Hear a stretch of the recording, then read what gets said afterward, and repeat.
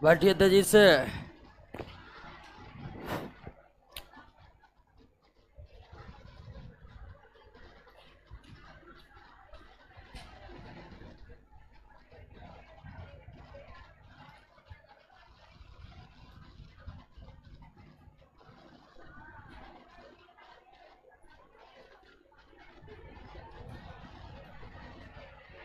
अरे बात मत करिए, बैठिए। बैठ गए दोस्त, बैठ जाइए।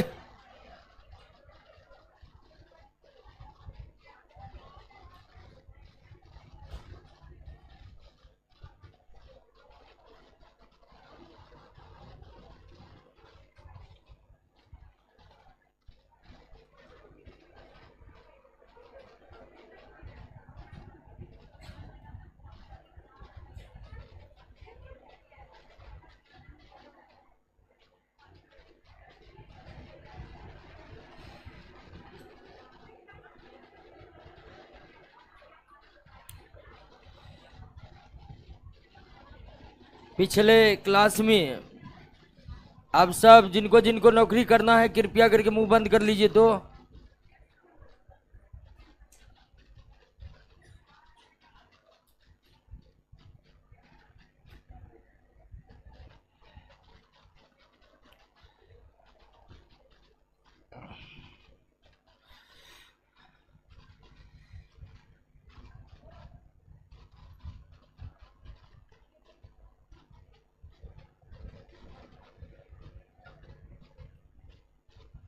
कहां तक हुआ था?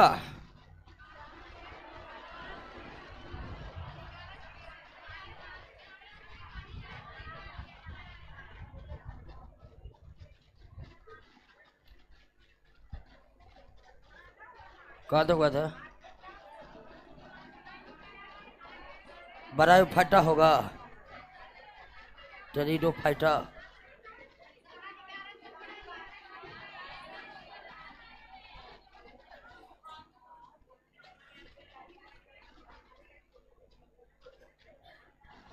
चलिए दोस्तों, थैलोफाइटा हम लोग पढ़ लिए थे। नहीं नहीं, oh my God, bacteria bacteria. हाँ, बैक्टीरिया है, बैक्टीरिया याद आ गया। चलिए, बहुत लोग अफसोस में है 2 दिन क्लास नहीं हुआ।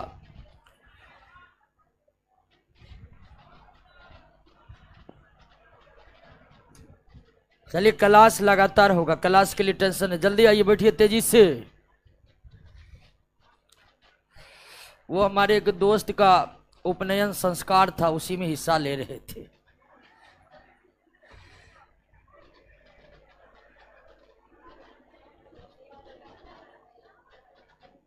बैक्टीरिया के बारे में हम लोग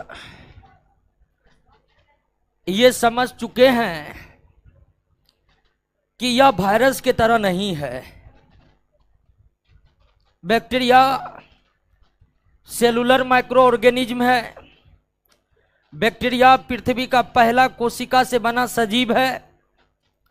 और बैक्टीरिया मानव समुदाय को, पृथ्वी के वातावरण को लाभ भी पहुंचाते हैं और हानि भी पहुंचाते हैं। बैक्टीरिया से होने वाले कई लाभों की चर्चा हम लोग किए थे कि बैक्टीरिया के बिना डेयरी इंडस्ट्रीज बंद हो जाएगा, क्योंकि दही, पनीर, मक्खन ये सब बनाने में बैक्टीरिया की अहम भूमिका है। बैक्टीरिया से एंटीबायोटिक दवाएं बनाए जाते हैं। वर्तमान के 90% से भी ज्यादा एंटीबायोटिक बैक्टीरिया से ही बनाए जाते हैं। एंटीबायोटिक वे दवाएं हैं जो बैक्टीरिया से बनते हैं और बैक्टीरिया को ही मारते हैं। ए डियर फ्रेंड, कायल भी लगा रहे हैं गेट पर। आने दीजिए, सबको आने दीजिए। जो जहां बैठे थे सब बैठिए ना, जा करके बैठने दीजिए सबको।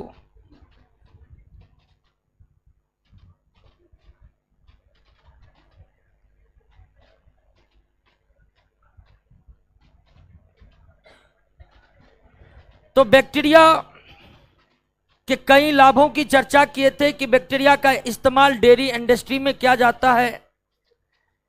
बैक्टीरिया से एंटीबायोटिक दवाएं बनाए जाते हैं। बैक्टीरिया वातावरण में नाइट्रोजन फिक्सेशन का कार्य करते हैं। बैक्टीरिया वातावरण में डीकंपोजर अपघटक का कार्य करते हैं, जिससे पर्यावरण साफ सुथरा बना रहता है। बैक्टीरिया हमारे आंत में भी रहते हैं, बड़ी आंत में, जो अपच भोजन के सूक्ष्म जीवों को खाकर हमें कई तरह के बीमारियों से बचाते हैं। बैक्टीरिया घास खाने वाले जीवों के भी आमाशय में पाए जाते हैं और उन्हें सेलुलोज को पचाने में मदद करते हैं। बैक्टीरिया के कई फायदों का हम जिक्र कर लिए थे, लेकिन बैक्टीरिया से कई हानि भी है, मानव समुदाय को भी और पृथ्वी के पर्यावरण को भी। आज हम उन हानियों पर जिक्र करेंगे। बैठिए ना, गजब स्थिति है। 4 घंटा जो बैठ नहीं सकता वो 10 घंटा कैसे पेट्रोलिंग करेगा गाड़ी पर बैठ के।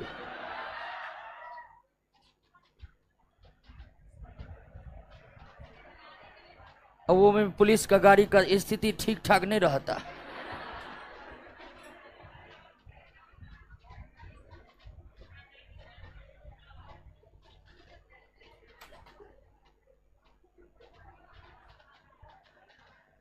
तो आज हम बैक्टीरिया से होने वाले फायदों का जिक्र करेंगे।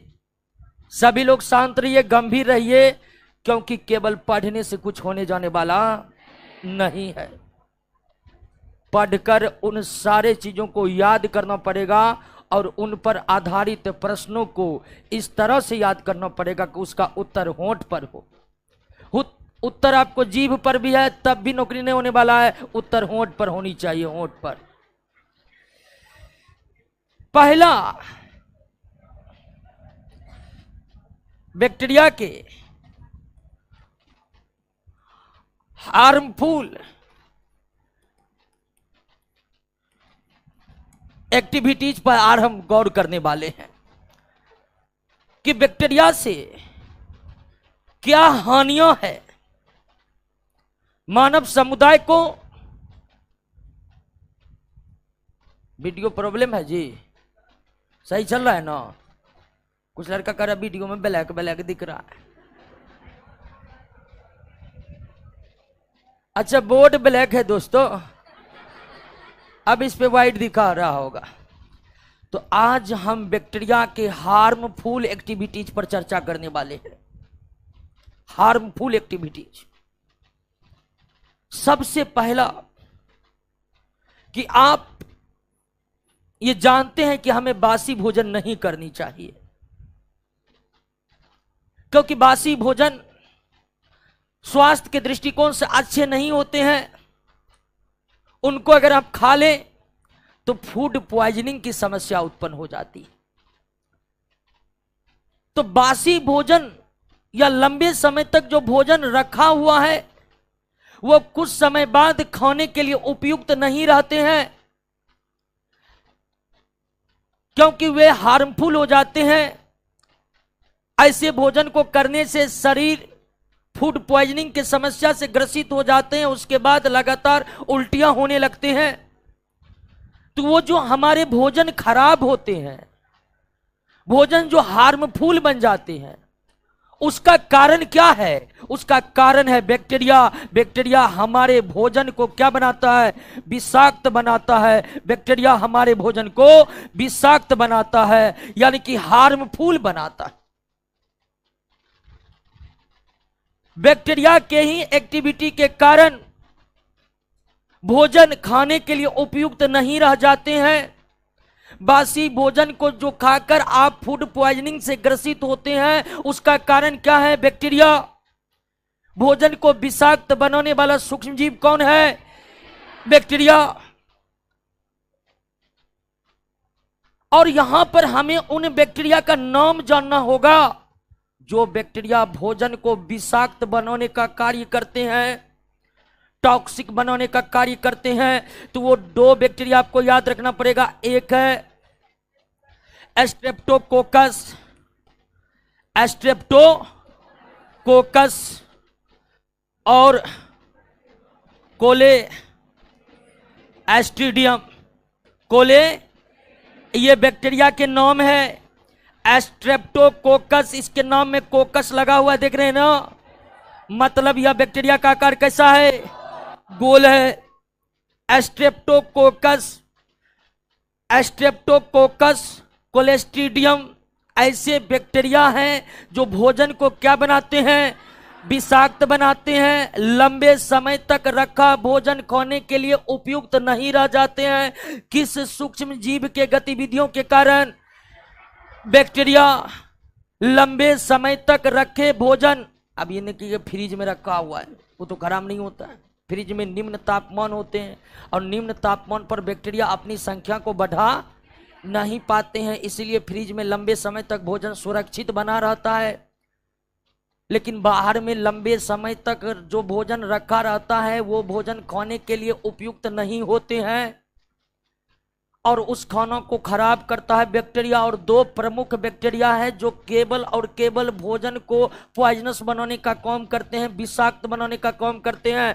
एक बैक्टीरिया का नाम है स्ट्रेप्टोकोकस। कौन बैक्टीरिया है, स्ट्रेप्टोकोकस। और दूसरा का नाम है कोलेस्ट्रीडियम। स्ट्रेप्टोकोकस और कोलेस्ट्रीडियम, क्लियर हो गया। अब देखिए नाम याद रखने में दिक्कत हो सकता है, तो जब याद करने में दिक्कत हो, नाम पढ़ने में दिक्कत हो, तो उसको आंखों से याद करिए, ठीक है। उसको लाइन मार मार कर देखिए कि यही वो बैक्टीरिया है जो भोजन को विषाक्त बनाता है। और जब आप लंबे समय तक सिर्फ देखिएगा, इस नाम को देखते देखते याद हो जाएगा, परीक्षा में क्लियर हो जाएगा, हाँ इसी को देखे थे, यही था। तो जब याद आपको ध्वनि के साथ ना हो, आपके मस्तिष्क को याद ना हो, पढ़ने में दिक्कत हो, तो ऐसे नामों को आप आंखों से देख देख कर याद कर सकते हैं। इतनी बार इसको देखिए कि आंखों से ओझल ही ना हो, जब आंखों के सामने आ जाए तो आपको पता चल जाए अच्छा यही देखे थे, सियालो ही था, उसमें भी क्लोस्ट्रीडियम है, स्ट्रेप्टोकोकस है जो भोजन को क्या करता है, विषाक्त करता है। पहली हार्मफुल एक्टिविटीज। अभी इसका एक दो उदाहरण आप और समझ लीजिए कि अभी गर्मी का समय है, अभी भोजन जल्दी खराब हो जाते और ठंड के मौसम में अपेक्षाकृत उतने जल्दी भोजन खराब नहीं होते हैं जितने गर्मी में, जितने तेजी से गर्मी में होते। इसका कारण क्या है, कारण यह है दोस्तों कि निम्न तापमान पर जीवाणु अपनी संख्या को बढ़ा नहीं पाते हैं। जो जीवाणु भोजन को विषाक्त करने का काम करते हैं वे जीवाणु निम्न तापमान पर अपनी संख्या को बढ़ा ही नहीं पाते हैं, निम्न तापमान पर वो निष्क्रिय बने रहते। और निम्न तापमान पर जीवाणु संख्या नहीं बढ़ा पाते हैं, निम्न तापमान पर जीवाणु निष्क्रिय बने रहते हैं, इसलिए निम्न तापमान पर यानी कि ठंडे के मौसम में भोजन जल्दी खराब नहीं होते। लेकिन वहीं अभी गर्मी है, अभी भोजन जल्दी खराब होगा, क्योंकि गर्मी के मौसम में बैक्टीरिया बहुत तेजी के साथ अपनी संख्या को बढ़ाता है और पूरी तरह से वो एक्टिव रहता है। बहुत तेजी से अपनी संख्या को बढ़ाने के कारण और पूरी तरह से गर्मी में सक्रिय रहने के कारण गर्मी में हमारा भोजन जल्दी खराब होता है। तो ठंडी के मौसम के तुलना में गर्म मौसम में भोजन जल्दी खराब होते हैं, क्योंकि गर्म मौसम में बैक्टीरिया पूरी तरह से सक्रिय रहता है और तेजी से अपनी संख्या को बढ़ाता है, तेजी से अपनी संख्या को बढ़ाता है। बैक्टीरिया के दूसरे हार्मफुल एक्टिविटीज पर आइए। पहला हार्मफुल एक्टिविटीज देख लिए कि बैक्टीरिया भोजन को विषाक्त बनाते हैं। कोलेस्ट्रीडियम और स्ट्रेप्टोकोकस दो समान बैक्टीरिया है। कोलेस्ट्रीडियम और स्ट्रेप्टोकोकस दो समान बैक्टीरिया हैं जो भोजन को विषाक्त बनाने के कार्य करते हैं, विषाक्त बनाने के कार्य करते हैं। दूसरी हार्मफुल एक्टिविटीज को समझिए।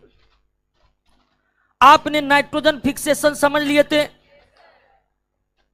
नाइट्रोजन फिक्सेशन, नाइट्रोजन स्थिरीकरण वह प्रक्रिया था जिसमें जीवाणु वातावरण के नाइट्रोजन को नाइट्रोजन के यौगिक में कन्वर्ट कर मिट्टी में मिला दिए थे। लेकिन नाइट्रोजन फिक्सेशन का ठीक उल्टा होता है डीनाइट्रिफिकेशन। डीनाइट्रिफिकेशन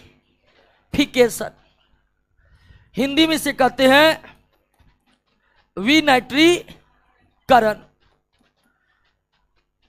यह नाइट्रोजन फिक्सेशन के ठीक उल्टा है।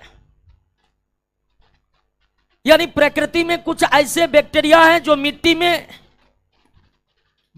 में नाइट्रोजन के जो यौगिक रहते हैं, नाइट्रेट, नाइट्राइट, अमोनिया, इन सब को तोड़ करके वे किस में बदल देते हैं, और नाइट्रोजन में बदल देते हैं। और नाइट्रोजन में बदलते ही नाइट्रोजन कहां आ जाता है? वायुमंडल में। तो प्रकृति में कुछ ऐसे भी बैक्टीरिया हैं जो मिट्टी में नाइट्रोजन के जो यौगिक है उसको तोड़कर कन्वर्ट कर देते हैं किस में? नाइट्रोजन में। और जैसे नाइट्रोजन बनता है यह मिट्टी से निकलकर कहां आ जाता है? वायुमंडल में। और इससे मिट्टी की उर्वरा शक्ति क्या हो जाती है? कम हो जाती है। तो वायुमंडल के नाइट्रोजन को नाइट्रोजन के यौगिक में कन्वर्ट करने की भी जिम्मेदारी जीवाणुओं पर है। लेकिन कुछ जीवाणु ऐसे भी हैं जो मिट्टी में पाए जाने वाले नाइट्रोजन के यौगिक को किस में कन्वर्ट कर देते हैं? नाइट्रोजन में कन्वर्ट कर देते हैं। मिट्टी में जो नाइट्रोजन के यौगिक है इसको नाइट्रोजन में कन्वर्ट कर वायुमंडल में छोड़ना ही क्या कहलाता है? विनाइट्रीकरण। और ये हार्मफुल एक्टिविटीज न हुआ, इससे हमारी मिट्टी की उर्वरा शक्ति क्या होगी? कम होगी। मिट्टी की उर्वरा शक्ति क्या होगी? कम होगी। अब ये कौन से बैक्टीरिया हैं जो विनाइट्रीकरण का कार्य करते हैं? तो दो प्रमुख बैक्टीरिया आपको याद रखना पड़ेगा। एक है सीडोमोनास का पी साइलेंट रहता है। दूसरा है थायोबेसिलस। सीडोमोनास और थायोबेसिलस जो ऐसे बैक्टीरिया हैं जो कौन से कार्य करते हैं?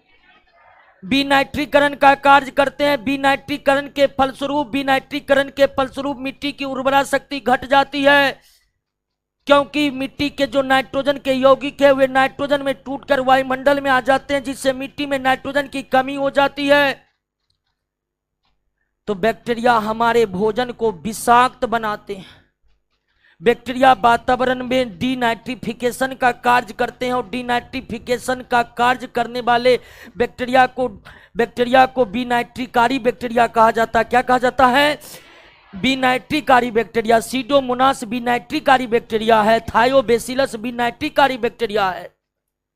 वहीं राइजोबियम नाइट्रोजन स्थिरीकारी जीवाणु था। राइजोबियम कैसा था? नाइट्रोजन स्थिरीकारी जीवाणु था। वे प्रकृति के अच्छे बैक्टीरिया हैं जो मिट्टी की उर्वरा शक्ति को बढ़ाते थे। लेकिन ये सीडोमोनास प्रकृति के खराब बैक्टीरिया हैं, बुरे बैक्टीरिया हैं, क्योंकि ये मिट्टी की उर्वरा शक्ति को क्या करते हैं? कम करते हैं। मिट्टी की उर्वरा शक्ति को क्या करते हैं? कम करते हैं। क्लियर बात समझे? तो बैक्टीरिया आपके भोजन को क्या बना दिया? विषाक्त। विनाइट्रीकरण या डीनाइट्रिफिकेशन समझे कि न समझे? अब तीसरा हानिकर बैक्टीरिया के तीसरे हार्मफुल एक्टिविटीज। कुछ ऐसे बैक्टीरिया है जिसमें नाम है एस्पायरोकीट साइटोफाज। बैक्टीरिया का नाम याद रखना पड़ेगा। एस्पायरोकीट साइटोफाज। ये दो बैक्टीरिया का नाम नहीं है बल्कि एक ही बैक्टीरिया का नाम है एस्पायरोकीट साइटिफाज। एस्पायरोकीट साइटिफाज ये बैक्टीरिया क्या करता है? ये बैक्टीरिया का काम है रुई के रेशे को नष्ट कर देना। आपके तकिया में देखे होंगे रुई होता है, और वह रुई 1 साल बाद 2 साल बाद पाउडर बन जाता है। अगर बैक्टीरिया ज्यादा है तो बहुत जल्द वो सारा क्या बन जाएगा? पाउडर बन जाएगा। बैक्टीरिया रुई को खराब कर देते हैं। रुई को खा कर तोड़ कर उसके रेशे को तोड़ कर उसके पाउडर के समूह बना देते हैं दोस्तों। एस्पायरोकीट साइटिफाज वो बैक्टीरिया है जो रुई के रेशे को क्या कर देते हैं? नष्ट कर देते हैं। रुई के रेशे को क्या कर देते हैं? नष्ट कर देते हैं। और चौथी हार्मफुल एक्टिविटीज, कि बैक्टीरिया जो हैं उनसे न सिर्फ एंटीबायोटिक दवाएं बनाए जाते हैं, बल्कि प्रकृति में कुछ ऐसे भी बैक्टीरिया है जो एंटीबायोटिक दवाओं के प्रभाव को क्या करने में सक्षम है, नष्ट करने में सक्षम है। ऐसे भी बैक्टीरिया है जो एंटीबायोटिक दवाओं के असर को क्या कर सकता है, कम कर सकता है। तो बैक्टीरिया के कई हार्मफुल एक्टिविटी है। बैक्टीरिया भोजन को विषाक्त बनाते हैं। स्ट्रेप्टोकोकस और कोलेस्ट्रीडियम ऐसे बैक्टीरिया है जिसका काम भोजन को विषाक्त बनाना है। बैक्टीरिया डिनाइट्रिफिकेशन के कार्य करते हैं, जिससे मिट्टी की उर्वरा शक्ति क्या होती है, घट जाती है। बैक्टीरिया रुई के रेशे को नष्ट करते हैं। रुई के रेशे को नष्ट करने वाला बैक्टीरिया कौन है, स्पायरोकिटसाइटिफाज। स्पायरोकिटसाइटिफाज बैक्टीरिया जो है क्या कर रही है तेजी, आए गजब स्थिति है। खड़ा हो जाओ, तुम पूछते चार को परस, खड़ा हो जाओ, खड़ा हो जाओ, खड़ा हो जाओ। एडमिशन ले ली है, सच सच बोलो। आए हाइट न पाई है, कितना हाइट, अच्छा बैठ जाओ।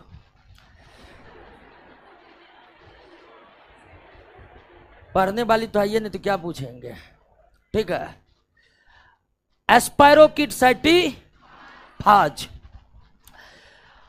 अब बैक्टीरिया की जो सबसे बड़ी हार्मफुल एक्टिविटीज है,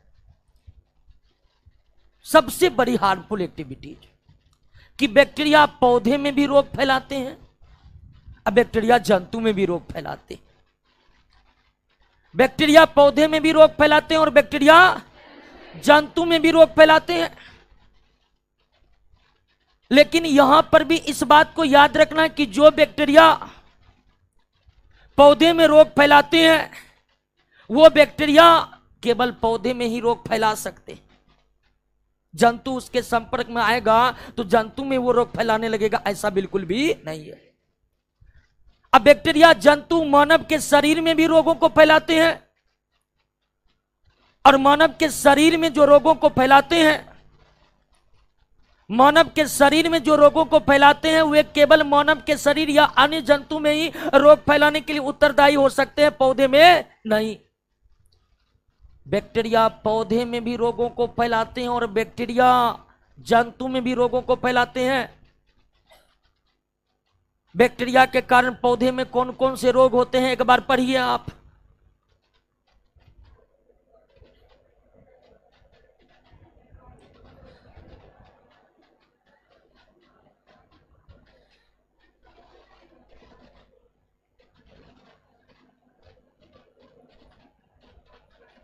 पढ़ो न जी, पढ़ लिए।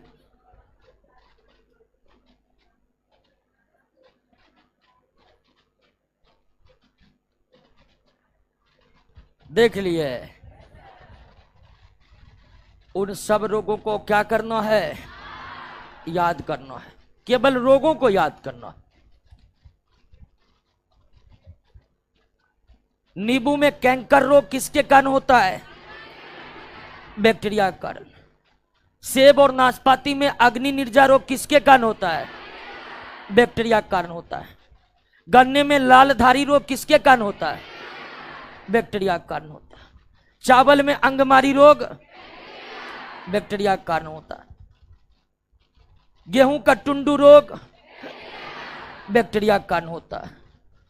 बंदा गोभी में काला बिलगन रोग बैक्टीरिया के कारण होता है। आपको पौधे के रोग को सिर्फ याद रखना कि यह बैक्टीरिया के कारण होता है। और पौधे की एक बड़ी खासियत यह है दोस्तों कि पौधे में किसी भी बीमारी में, किसी एक बीमारी में पौधे के कई अंग प्रभावित हो जाते हैं। कोई एक रोग होने पर पौधे के कई अंग प्रभावित हो सकते हैं, और कभी कभी पौधों में कई रोग होने पर केवल एक अंग प्रभावित हो सकते हैं। यानी कि रोगों का असर जिस रूप में जंतुओं के शरीर में होता है उसी रूप में रोगों का असर पौधों के शरीर में होता है, ऐसा बिल्कुल नहीं है। पौधे में कोई एक रोग में पौधे के कई सारे अंग प्रभावित हो सकते हैं, जड़ भी, तना भी, पत्ती भी, फल भी, फूल भी। रोग हुआ है मात्र एक, लेकिन उसका प्रभाव सारे अंगों पर पड़ जाता है। और कभी कभी यह भी देखा गया है कि पौधे में एक साथ 3-4 रोग है, लेकिन प्रभावित है केवल एक अंग। तो इसीलिए पौधे के संदर्भ में आपको यह नहीं पूछा जाएगा कि इस रोग में पौधे में क्या होता है। सीधा प्रश्न आता है दोस्तों कि आलू का बिल्ट रोग किसके कारण होता है? जीवाणु के कारण। गन्ने का लालधारी रोग किसके कारण? जीवाणु के कारण। चावल का अंगमारी रोग जीवाणु के कारण। तो जीवाणु के कारण पौधे में होने वाले प्रमुख रोग जो है वो आपको याद कर लेना है। वायरस वाला तो याद हो गया होगा, याद हो गया है। वायरस वाला सच में याद हो गया है। मोजाइक रोग किसके कारण है? मोजाइक रोग था आलू में। कौन सा रोग था वायरस कारण? लीफ रोल आलू में। टमाटर में वायरस कारण कौन सा रोग? Leaf curl. टमाटर में लीफ कर्ल। ठीक उसी तरह भिंडी में वायरस के कारण कौन सा रोग होते हैं? भिंडी में वायरस के कारण येलो वेन मोजाइक यानी कि पीत सिरा मोजाइक। तो वायरस वाला भी फिर से रिवाइज कर लीजिएगा, बैक्टीरिया वाला भी फिर से याद कर लीजिएगा। बात समझ गए? तो बैक्टीरिया जंतु में भी रोग फैलाते हैं, और जंतुओं से जंतु या मानव शरीर में जो रोग फैलाते हैं बैक्टीरिया, अब उसको हम थोड़ा विस्तार पूर्वक समझेंगे, क्योंकि मानव के शरीर में बैक्टीरिया के कारण जो रोग होते हैं उनको थोड़ा विस्तार में ले जाकर पूछा जाता है। तो यहां तक कोई दिक्कत नहीं। बैक्टीरिया के हार्मफुल एक्टिविटीज में सबसे महत्वपूर्ण कि बैक्टीरिया हमारे भोजन को विषाक्त बनाते हैं। लंबे समय तक भोजन खाने के योग्य जो नहीं रह जाते हैं वे बैक्टीरिया के प्रभाव के कारण ही। बैक्टीरिया प्रकृति में डीनाइट्रिफिकेशन का कार्य करते हैं, जिससे भूमि की उर्वरा शक्ति में क्या आती है? कमी आती है। बैक्टीरिया रुई के रेशे को भी क्या कर देता है? नष्ट कर देता है। बैक्टीरिया एंटीबायोटिक दवाओं के असर को भी क्या करता है? कम करता है। बैक्टीरिया पौधे में भी रोग फैलाते हैं, बैक्टीरिया जंतु में भी रोग फैलाते हैं, और बैक्टीरिया मानव शरीर में तो रोग फैलाते ही फैलाते। अब मानव शरीर में कौन कौन से महत्वपूर्ण रोग हैं जो बैक्टीरिया के कारण होते हैं, आइए उसको समझने का हम प्रयास करते हैं। लेकिन उससे पहले हमें यह समझ लेना है कि बैक्टीरिया के द्वारा मानव शरीर में जो रोग होते हैं, बैक्टीरिया के कारण मानव शरीर में जो रोग होते हैं वो वायरस के इतने खतरनाक नहीं होते हैं दोस्तों। वायरस के द्वारा होने वाले रोग बहुत ही ज्यादा खतरनाक प्रवृत्ति के रोग होते हैं। कईयों का तो अब भी इलाज नहीं उपलब्ध है। लेकिन बैक्टीरिया के कारण जो रोग होते हैं मानव के शरीर में, वे जानलेवा नहीं होते हैं, खतरनाक नहीं होते हैं। उनका दवाइयों के द्वारा 100% इलाज किया जाना संभव है। बैक्टीरिया के द्वारा होने वाले रोग घातक क्यों नहीं होते हैं? उसका कारण यह है कि बैक्टीरिया के रोगों पर एंटीबायोटिक दवाओं का पूरा असर होता है।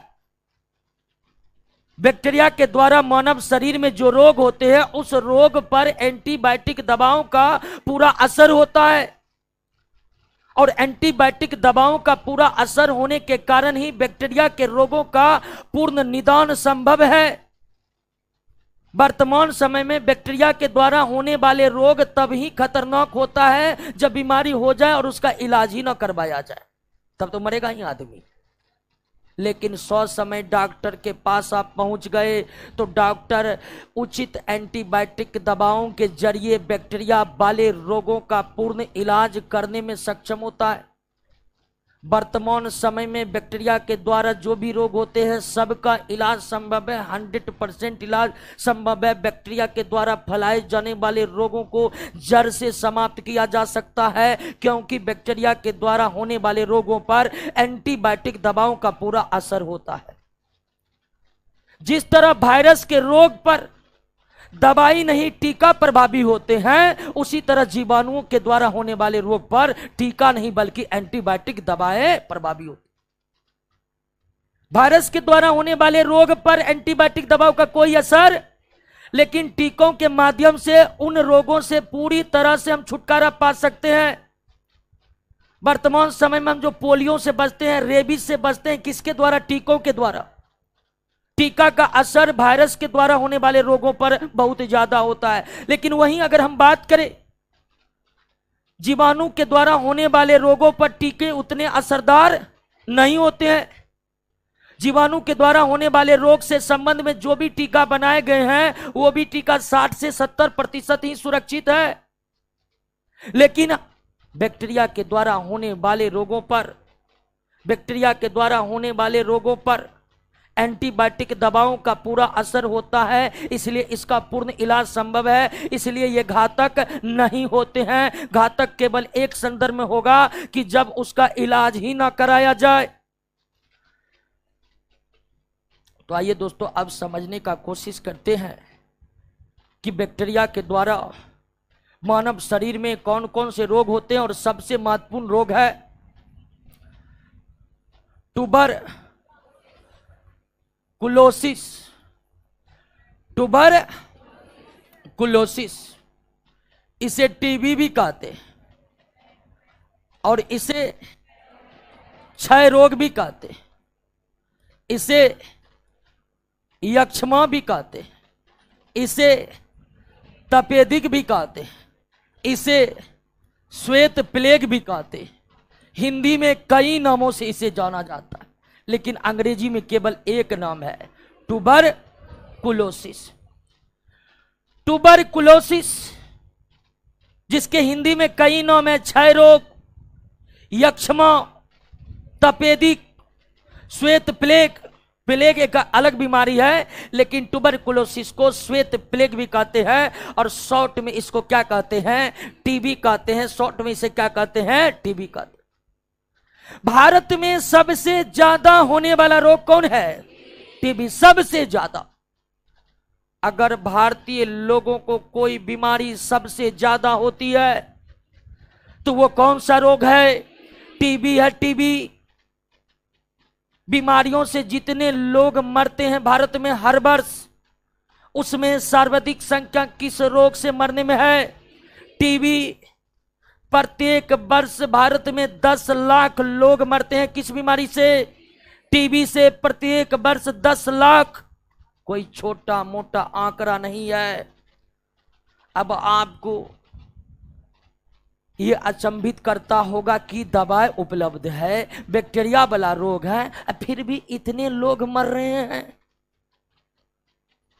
आखिर क्यों मर रहे हैं इतने लोग? आइए दोस्तों, इस बीमारी को हम डिटेल से समझने का प्रयास करते हैं। सबसे पहले समझिए कि टीबी को जो फैलाता है, तो टीबी को कौन फैलाता है? टीबी के रोगी। सबसे पहले पर्यावरण से किसी न किसी तरह टीबी किसी में प्रवेश किया, उसको टीबी से ग्रसित किया। अब टीबी के जो रोगी हैं वही टीबी को क्या करते हैं? फैलाते रहते हैं। टीबी के रोगी का एक समान सा लक्षण है कि वो छींकते रहते हैं। टीबी के रोगी का सामान्य लक्षण क्या है? छींकते रहते हैं। उसको लगातार छींक आते रहोगे, लगातार, और छींकते रहते हैं, जिसके कारण रोगी के थूक और बलगम के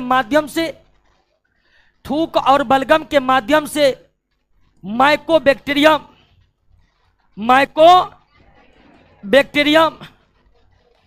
ट्यूबरकुलोसिस, ये बैक्टीरिया का नाम है जो किसको फैलाता है?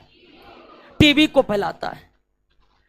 तो टीबी, सबसे पहले टीबी का कोई बैक्टीरिया प्रकृति में किसी न किसी कारकों के द्वारा रोगी में प्रवेश किया और उसमें रोगों को फैला दिया। अब रोगी ही इसको फैलाने का कार्य करेंगे। रोगी ही इसको फैलाने का कार्य करेंगे। तो रोगी छींकते रहते हैं और उसके छींक में टीबी का बैक्टीरिया रहता है।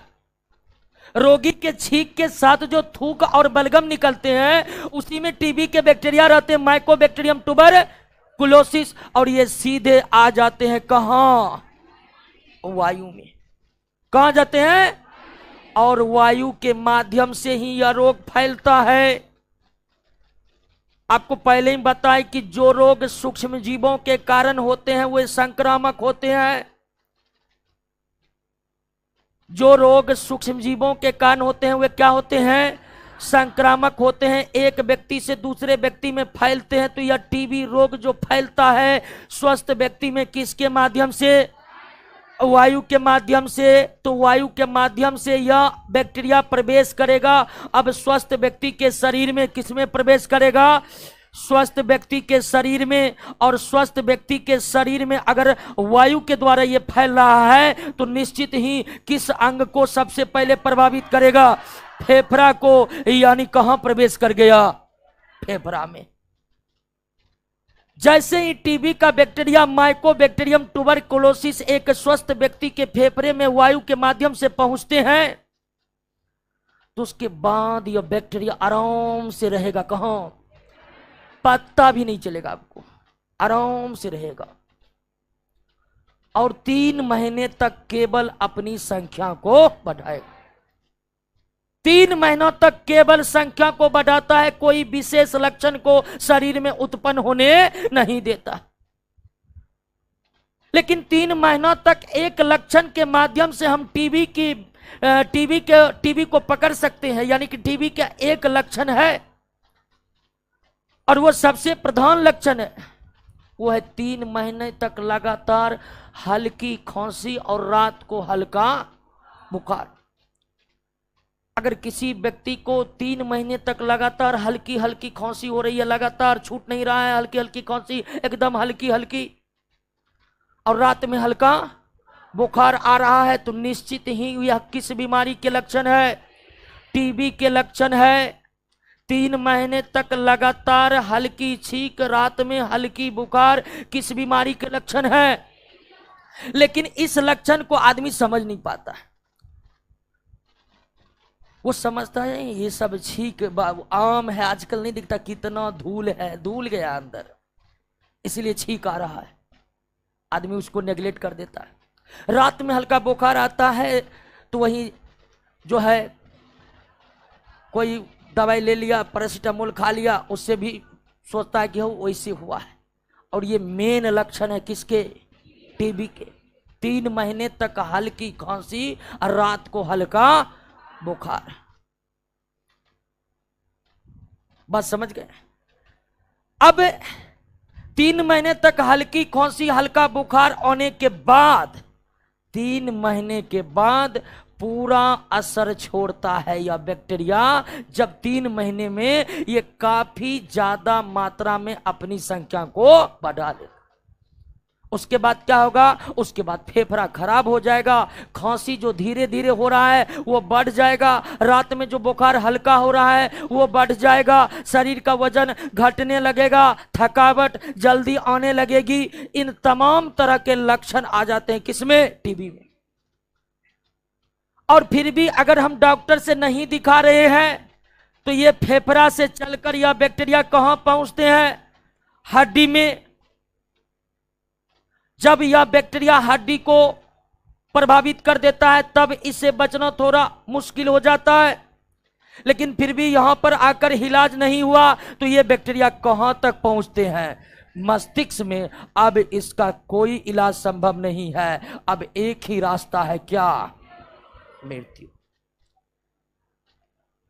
तो टीबी का इलाज वहीं पर होनी चाहिए जब ये किसको ग्रसित किया हुआ है? फेफड़ा को। अगर यहां पर इलाज शुरू नहीं हुआ तो ये किसको क्षतिग्रस्त करने लगेगा? हड्डी को।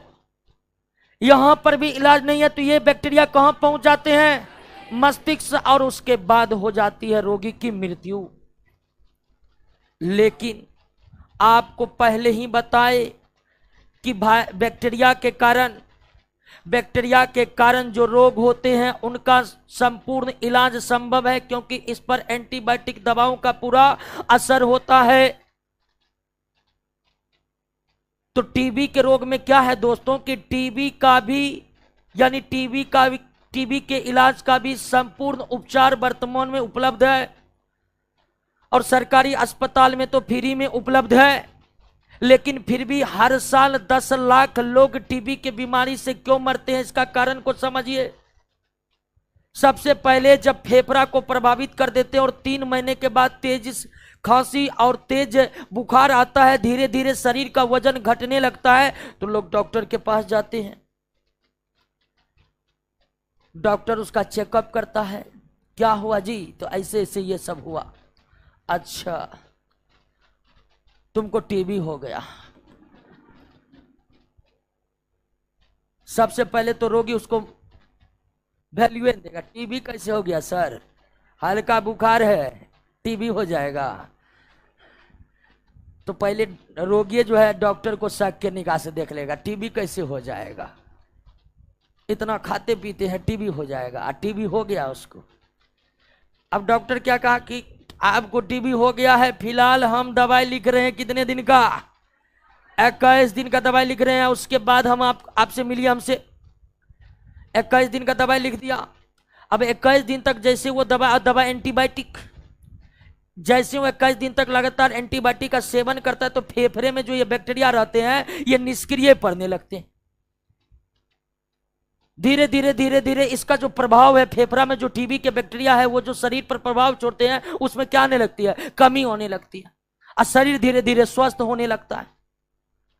और 21 दिन लगातार एंटीबायोटिक दवाई खाने से वो पूरी तरह से स्वस्थ महसूस करने लगता है और सोच लेता है डॉक्टर पागल है,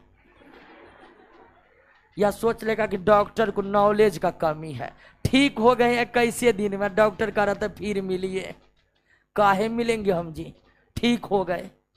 अभी वो ठीक नहीं हुआ है, बैक्टीरिया को फैलाने वाला टीबी को फैलाने वाला बैक्टीरिया अभी भी फेफड़ा में है, क्योंकि वो 3 महीनों तक अपनी पर्याप्त संख्या बढ़ाया जो 21 दिन में खत्म नहीं होगा। एंटीबायोटिक दवाओं के लगातार सेवन से वह बैक्टीरिया निष्क्रिय पड़ा है फेफड़ा में, लेकिन है। जैसे ही 21 दिन के बाद एंटीबायोटिक बंद करता है और फिर डॉक्टर के पास नहीं जाता है, बैक्टीरिया फिर खड़ा होने लगता है। इस बार जो बैक्टीरिया उठता है तो वे दवाएं का प्रतिरोधी क्षमता लेकर उठता है। इस बार बैक्टीरिया पूरे तैयारी के साथ कि तुम दवाई ने खाया था जी, तुमको हम दिखा देंगे इस बार। यानी दूसरी बार जो बैक्टीरिया पनपता है वह एंटीबायोटिक के प्रतिरोधी क्षमता लेकर उठता है। अब फिर जो है वो 1 महीना 2 महीना या 3 महीना के बाद उसी स्थिति में पहुंच जाता है। अब फिर दौड़कर डॉक्टर साहब फिर वही हो गया, तुमको बोले थे ना कई दिन के बाद होने के लिए, कहाँ गया था, तो सर ठीक हो गए थे, इसीलिए सोचे काहे जाएंगे, ठीक नहीं हुआ था, असर कम हुआ था। अब वो शुरू में फिर डॉक्टर के पास जाता तो उसे कितना महीना दवाई खाना पड़ता, लगातार 6 महीनों। लेकिन वो 1 महीना खाकर छोड़ दिया, जिससे बैक्टीरिया जब फिर से पनपा तो वो एंटीबायोटिक की प्रतिरोधी क्षमता लेकर पनपा। अब जो वो दवाई खाएगा कम से कम कितना दिन खाना पड़ेगा, 1 साल लगातार खाना पड़ेगा उसे एंटीबायोटिक दवा, तब जाकर सारा फेफड़ा का बैक्टीरिया मरेगा। जो पहले 6 महीना दवाई खाने के बाद ठीक होता है, अब उसका ड्यूरेशन कितना हो जाएगा, 1 साल। ये घट सकता है, बढ़ सकता है, क्योंकि हम डॉक्टर नहीं है, एक अंदाजा आपको बता रहे हैं। अब 1 साल तक उसे लगातार दवाई का सेवन करना पड़ेगा, तब वो टीबी से पूरी तरह से मुक्त होंगे। यहीं पर आदमी धोखा खा जाता है। 4 महीनों दवाई खाया, अब बीच में चला गया, मतलब कहीं चला गया, मौसी के यहाँ चला गया, वहां कुछ था, 1 महीना वहां दवाई खेवे ने किया। तो ये सब टीबी के रोग से जो रोगी मरते हैं उसका मेन कारण यही है, दवाई को बीच में ही क्या कर देना, छोड़ देना। और दवाई को जब हम छोड़ते हैं ना तो वो बैक्टीरिया को मौका मिल जाता है तैयारी करने का और एंटीबायोटिक का प्रतिरोधक क्षमता लेकर तैयारी करने का। अब फिर 1 साल बीच में वो लगातार नहीं किया सेवन, तो फिर बीच में छोड़ दिया, तो फिर बैक्टीरिया और पनपेगा। अब फिर वो गया डॉक्टर, फिर उसका डोज बढ़ जाएगा। अब कितने साल, 3 साल लगातार उसको दवाई का सेवन करना पड़ेगा, फिर अगर छोड़ेगा तो। कहीं टीबी 55 साल बाद हुआ है तो अब भर जिंदगी दवाई खाते रहिए टीबी से बचने के लिए। अब ये दवाई महंगा नहीं होता है, 5-7 रुपए की दवाई होती है बस। और सरकारी अस्पताल में टीबी का दवाई एकदम जरूरी, एकदम अनिवार्य रूप से उपलब्ध ही रहता है। कोई दवाई उपलब्ध रहे क्या न रहे, सरकारी अस्पताल में टीबी के संबंधित दवाई उपलब्ध करने का पूरी तरह से निर्देश रहता है। तो ऐसा नहीं कि दवाई बड़ी महंगा है, लोग बीच में लगातार खाएगा तो पैसा कौन सा, बिल्कुल सस्ता दवाई है। एंटीबायोटिक दवाई महंगे होते ही नहीं है, बिल्कुल सस्ती दवाई है। लेकिन लोग जो है बीच में ही दवाई को छोड़कर दवाई का जो पूरा कोर्स नहीं करते हैं, इसीलिए वो टीबी से पीड़ित होते रहते हैं और अंत में उसका असर मस्तिष्क तक होने लगता है और अंततः टीबी से व्यक्ति की क्या हो जाती है, मृत्यु। बात समझ गए? कोई दिक्कत नहीं ना? एक बार फिर से समझिए, टीबी बैक्टीरिया के द्वारा होने वाला रोग है और भारत में सबसे ज्यादा रोग जो लोगों को होता है वह कौन है? भारत में सबसे ज्यादा जिस रोग से लोग मरते हैं वो कौन है? टीबी। टीबी जो फैलते हैं उसको फैलाने में मुख्य योगदान किसका है? रोगी का। टीबी के जो रोगी होते हैं वो छींकते रहते हैं और उनके छींक के साथ टीबी के बैक्टीरिया माइकोबैक्टीरियम ट्यूबरकुलोसिस कहाँ आते हैं और वायु के द्वारा ये स्वस्थ व्यक्ति के फेफड़े में प्रवेश करते हैं और किस अंग को ग्रसित करते हैं? फेफड़े में। लेकिन टीबी का बैक्टीरिया माइकोबैक्टीरियम ट्यूबरकुलोसिस फेफड़े में पहुंचकर 3 महीने तक केवल अपनी संख्या को बढ़ाते हैं। 3 महीने तक कोई विशेष लक्षण ये शरीर में उत्पन्न होने नहीं देते हैं, लेकिन फिर भी एक लक्षण के द्वारा टीबी को जाना जा सकता है कि 3 महीने तक लगातार हल्की खांसी और रात में लगातार हल्का बुखार टीबी के सबसे प्रमुख लक्षण में एक है। हम इन लक्षणों के द्वारा टीबी की पहचान कर सकते हैं।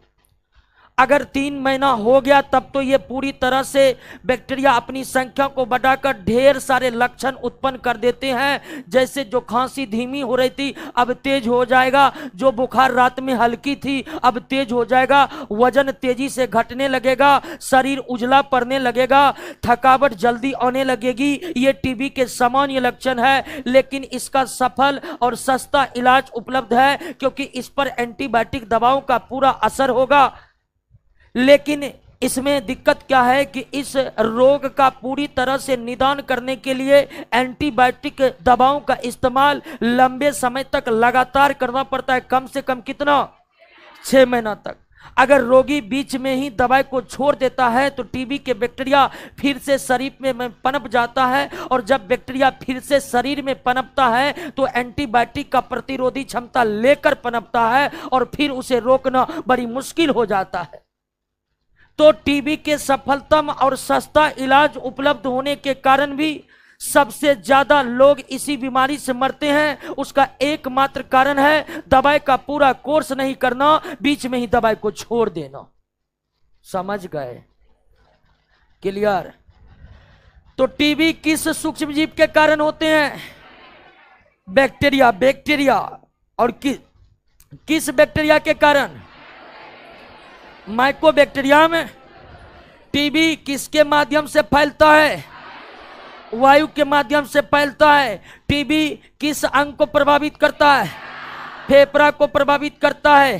टीबी का सफलतम उपचार होने के बाद भी अधिकांश लोग इस बीमारी से क्यों मरते हैं? भारत जैसे विकासशील देशों में दवाई का सेवन बीच में ही रोक देने से, दवाई का सेवन बीच में ही रोक देने से, इसमें एंटीबायोटिक दवाओं का सेवन लंबे समय तक करना पड़ता है। क्लियर हो गया? टीबी एक बार पढ़िए टीबी को, तब दूसरा बीमारी पर आते हैं।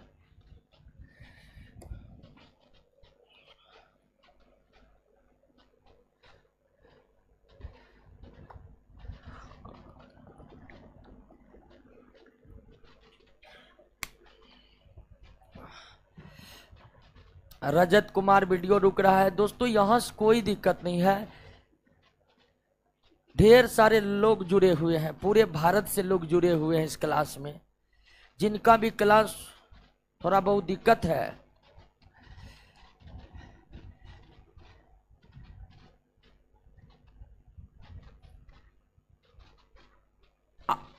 तो वो नेटवर्क के प्रॉब्लम से ही हो सकता है। देखिए नेपाल से भी लोग जुड़े हुए, राजा कुमार नेपाल से, क्या बात है।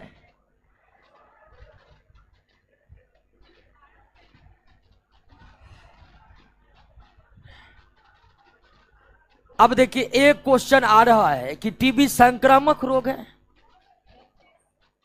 यह प्रश्न उठने का सवाल ही नहीं चाहिए। जो भी रोग सूक्ष्मजीव के कारण होगा वो क्या होगा? संक्रामक होगा। ऐसे रोग जो पोषक तत्व के कमी या अधिकता से होते हैं, ऐसे रोग जो आनुवंशिक होते हैं, केवल वही संक्रामक नहीं होते। सूक्ष्मजीव कोई भी सूक्ष्मजीव हो, चाहे वायरवाइड हो, प्रियोन हो, वायरस हो, बैक्टीरिया हो, फंगी हो, कृमि हो, प्रोटोजोआ हो, कोई भी रोग अगर सूक्ष्मजीव के कारण हो रहा है तो वो संक्रामक होगा ही होगा। टीबी संक्रामक रोग है और इस चैप्टर में हम जितने रोग के बारे में पढ़ेंगे सब संक्रामक ही होगा, क्योंकि चैप्टर का नाम ही है सूक्ष्मजीव। अब सवाल है कि घर में किसी को टीबी हो गया, वो तो फैलाएगा टीबी को, तो इसीलिए तो कहता है कि छींकते समय मुंह पर रुमाल रखिए, जो भी थूक निकला है उसको रुमाल में कैद हो जाएगा और फिर उस रुमाल को फेंक दीजिए। तो टीबी के रोगी के लिए जरूरी है कि वो छींकते समय मुंह पर रुमाल लेकर छींके, ये जरूरी होता है। वे मास्क लगाकर चले, क्योंकि उसके हर छींक से माइकोबैक्टीरियम ट्यूबरकुलोसिस फैलेगा कहां? वायु में, और वायु के द्वारा वे स्वस्थ व्यक्ति के शरीर में प्रवेश करेगा। दोस्तों, तो जो टीबी के रोगी हैं उनसे आपको बचना है। तो टीबी के रोगी से हम दूर नहीं रह सकते हैं, क्योंकि आप उससे दूर रहिएगा तो फिर वो गड़बड़ हो जाएगा। छींकते समय मुंह पर रुमाल। अरे कर एक HIV रोग संक्रमित है, क्या करें? My God. अच्छा, कोई भी रोग है इलाज करेगा और क्या होगा, ठीक है। अगला रोग पर आते हैं, और दूसरा सबसे प्रमुख रोग है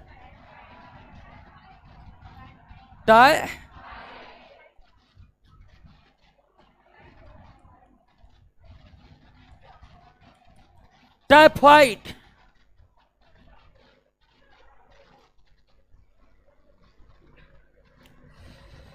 टाइफाइड बैक्टीरिया के द्वारा, अल्लाह मत करिए, बैक्टीरिया के द्वारा होने वाला यह इतना प्रचलित रोग है कि लगभग हर व्यक्ति अपने जीवन काल में कभी न कभी एक बार पीड़ित हो जाता। एक क्वेश्चन और आ रहा है, ले लेते हैं कि टीबी से बचने के लिए कौन टीका? BCG का टीका। लेकिन आपको क्या बताया कि बैक्टीरिया के रोग पर टीके बहुत ज्यादा प्रभावी? तो BCG का टीका कोई ले भी लिया है तो 60% ही सुरक्षित है। वो वायरस वाला जो भी टीका है वो 99% तक सुरक्षित है। लेकिन BCG के टीका से टीबी का संपूर्ण बचाव हो सकता नहीं। किसी भी बैक्टीरियल डिजीज में टीकों के द्वारा संपूर्ण सुरक्षा संभव है। तो टीबी का जो टीका है BCG, आपको बचपन में लग भी गया तो जरूरी नहीं कि अब आपको टीबी नहीं होगा, बल्कि संभावना यह है कि 60% संभावना है कि आपको टीबी नहीं होगा। तो BCG का टीका टीबी से संपूर्ण सुरक्षा मुहैया नहीं कराता है। कोई भी बैक्टीरियल डिजीज में टीका संपूर्ण सुरक्षा मुहैया नहीं कराता है, जिस तरह वायरस कराता है, वायरस का टीका कराता है। टाइफाइड बैक्टीरिया के कारण होने वाला सबसे प्रमुख रोगों में एक, जिससे लगभग भारत के प्रत्येक व्यक्ति कभी ना कभी प्रभावित हो ही जाते हैं। ये टाइफाइड रोग कैसे होते हैं? टाइफाइड रोग होने का मेन कारण है गंदे जल तथा भोजन का सेवन या बिना धोए फल तथा सब्जी का सेवन। ये दो स्थितियां हैं जब शरीर में टाइफाइड होने की पूरी संभावना है। पहला कि आप गंदे जल या गंदे भोजन का सेवन कर रहे हैं। दूसरा, फल और सब्जी को बिना धोए आप खा रहे हैं, तो प्रबल संभावना है कि क्या होगा, टाइफाइड होगा। लेकिन ये वयस्कों को कम प्रभावित करते हैं, बच्चों को ज्यादा करते। टाइफाइड रोग जो है वयस्कों में कम होता है, अब बच्चों में ज्यादा होता है। वयस्कों में बहुत ज्यादा यह रोग नहीं होता है। 70 से 80% टाइफाइड केवल बच्चों में ही होता है। जो 18 साल से कम का है उसमें ज्यादा होता है यह रोग। तो यह जो बैक्टीरिया है टाइफाइड का बैक्टीरिया, उसका नाम है salmonella typhi. Salmonella typhi, salmonella typhi. Typhoid के बैक्टीरिया का क्या नाम है, साल्मोनेला टाइफी। और ये हमारे शरीर में प्रवेश करेगा किसके द्वारा, गंदे जल या भोजन के द्वारा, या जब हम बिना धोए फल और सब्जी खा रहे हैं। अब इन सब के माध्यम से अगर साल्मोनेला टाइफी हमारे शरीर में प्रवेश करता है तो निश्चित तौर पर यह कहां प्रवेश करेगा, आंत में प्रवेश करेगा। क्योंकि पानी भोजन के द्वारा अगर सूक्ष्म जीव शरीर में प्रवेश करते हैं तो ये पाचन तंत्र में करते हैं प्रवेश, और पाचन तंत्र का अंतिम हिस्सा कौन है, आंत। बड़ी आंत अंतिम हिस्सा है। तो टाइफाइड का बैक्टीरिया कहां पहुंच गया है, आंत में। कहां पहुंच गया है। और आप जानते हैं कि आंत में छोटी आंत एक ऐसा आंत है जहां पचे हुए भोजन का अवशोषण होता है। छोटी आंत में पचे हुए भोजन का क्या होता है, अवशोषण होता है। तो जब छोटी आंत में पचा हुआ भोजन अवशोषित होकर ब्लड में जाता है तो यह बैक्टीरिया उस पचे हुए भोजन के साथ कहां चला जाता है, और ब्लड में पहुंचकर असर दिखाना चालू करेगा। और टाइफाइड का सबसे मेन लक्षण है तेज बुखार, जो 3 सप्ताह तक ठीक नहीं होता। 3 सप्ताह यानी 21 दिन तक बुखार इसका ठीक ही नहीं होगा। टाइफाइड का बैक्टीरिया साल्मोनेला टाइफी पचे हुए भोजन के साथ जब ब्लड में प्रवेश करते हैं तब जाकर वे शरीर पर अपने लक्षण को प्रकट होने देते हैं। और टाइफाइड का सबसे बड़ा लक्षण तेज बुखार, तेज बुखार। और तेज बुखार लगातार 3 सप्ताह तक बना रहता है, लगातार 3 सप्ताह तक। 3 सप्ताह के तक इलाज हो गया तो बुखार उतर जाएगा, इलाज नहीं हो गया तो रोगी मर जाएगा। 3 सप्ताह यानी 21 दिन तक उसका आप इलाज करा रहे हैं तो वो 21 दिन बाद ठीक हो जाएगा, पूरी तरह से ठीक हो जाएगा। और इलाज नहीं करा रहे हैं तो 21 दिन के बाद वो मर जाएगा, तय है। लेकिन इसका इलाज इतना आसान है कि अब तो झोला छाप डॉक्टर भी सुई मार कर टाइफाइड क्लियर। क्या जी, हमें विशेष डॉक्टर के पास भी कभी कभी जाना नहीं पड़ता है। हमारे जो लोकल मेडिकल प्रैक्टिशनर हैं वही इसका इलाज कर देते हैं। 1-2 सुई है जो काफ़ी प्रचलित है कि टाइफाइड में ये सुई लीजिए, खेल ख़त्म कीजिए। वही सुई को लेने से ये टाइफाइड ठीक हो जाते हैं। तो टाइफाइड का सबसे बड़ा लक्षण है तेज बुखार, जो कितने समय तक बना होता है, 3 सप्ताह तक। इलाज कराइए तो 3 सप्ताह बाद ठीक है, इलाज नहीं करे 3 सप्ताह के बाद मृत्यु हो जाती। और टाइफाइड हो खत्म हो जाने के बाद मान लीजिए अब लगातार दवाई का सेवन कर रहे हैं, लगातार एंटीबायोटिक दवाओं की सुई ले रहे हैं तो 3 सप्ताह बाद ठीक हो जाइएगा। लेकिन टाइफाइड ठीक हो जाने के बाद भी लंबे समय तक आराम करने की जरूरत होती है। कोई भी कठिन शारीरिक परिश्रम करने की मनाही होती है। अगर टाइफाइड के तुरंत बाद आप कोई कठोर शारीरिक परिश्रम करने लगेंगे तो शरीर एक बार फिर टाइफाइड से ग्रसित हो जाएगा और उस स्थिति में टाइफाइड खतरनाक हो सकता है। इसीलिए टाइफाइड रोग से निजात पाने के बाद भी 1 या 2 हफ्तों तक बिल्कुल आराम करने की नसीहत डॉक्टर देते हैं, जो कि बहुत जरूरी है टाइफाइड से शरीर को पूरी तरह से मुक्त करने के लिए। क्लियर हो गया? बात समझ गए? टाइफाइड रोग किस सूक्ष्म जीव के कारण होते हैं? बैक्टीरिया के कारण होते हैं। और किस बैक्टीरिया के कारण? साल्मोनेला टाइफी के कारण। साल्मोनेला टाइफी बैक्टीरिया किसके द्वारा मानव शरीर में प्रवेश करते हैं? क्लियर हो गया? ये शरीर के किस अंग को प्रभावित करते हैं? आंत को प्रभावित करते हैं। टाइफाइड का सबसे बड़ा लक्षण क्या है? तेज बुखार। टाइफाइड का बुखार कितने समय तक बना रहता है? 3 हफ्ते तक बना रहता है। और टाइफाइड का भी टीका अवेलेबल है, जिसका नाम है टैब। जिसका नाम है tab, typhoid antibacterial, typhoid anti, ये टीका भी है। और यह टीका जो है वयस्क भी लगा सकता है, बच्चे भी लगा सकते हैं। एक बार टीका लगाने से हम 3 साल तक टाइफाइड से क्या रह सकते हैं? सुरक्षित रह सकते हैं। टीबी का जो टीका था बीसीजी, टीबी का जो टीका था बीसीजी, वो केवल नवजातों को लगता है, वयस्कों को नहीं। लेकिन टाइफाइड का जो टीका है टैब, यानी टाइफाइड एंटीबैक्टीरियल, ये बच्चों को भी लग सकते हैं और वयस्कों को भी लग सकते हैं। लेकिन एक बार टैब की सुई लगाने पर आपका शरीर कितने साल तक टाइफाइड से सुरक्षित रहेगा? क्लियर हो गया? बात समझ गए?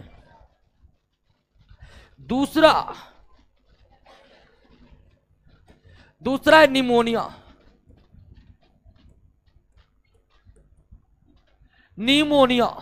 निमोनिया में पी साइलेंट रहता है। निमोनिया में पी साइलेंट रहता है।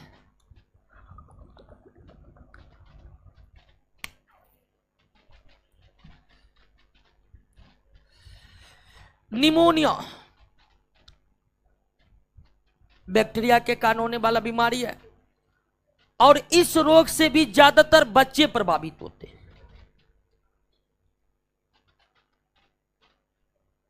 कौन प्रभावित होते हैं? बच्चे। सबसे ज्यादा निमोनिया से प्रभावित होते हैं बच्चे। और यह किस बैक्टीरिया के कारण होता है? 2 प्रकार के बैक्टीरिया है जिसके कारण निमोनिया हो सकता है। एक का नाम है स्ट्रेप्टोकोकस